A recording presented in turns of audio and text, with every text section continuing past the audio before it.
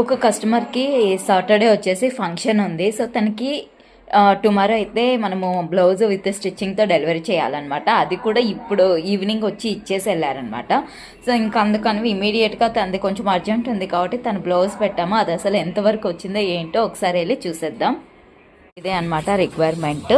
Customer వచ్చేసి ఇలా leaf మోడల్లో, ఇది వచ్చేసి కట్ వర్క్ పూస అనమాట. అండ్ ఇక్కడంతా కూడా మనకి జెర్రీతో వచ్చేస్తుంది. ఎల్బో హ్యాండ్స్కి ఇలా ఇచ్చారనమాట. సో తనకు ఇలాగే కావాలని చెప్పి ఇచ్చారు. సో మనమైతే కన్నా ఇప్పటికైతే హాఫ్ అయిపోయింది. కిतना టైం భయ్యా, కిतना టైం?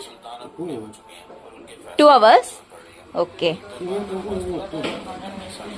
మా భయ్యాకేమో తెలుగు రాదు, నాకేమో హిందీ రాదు. ఏదో వచ్చి రాని హిందీలో అయితే మేనేజ్ చేసేస్తున్నా. చూసారా, ఇంకా మనం వేయాల్సింది నెక్కుకు ఉందనమాట.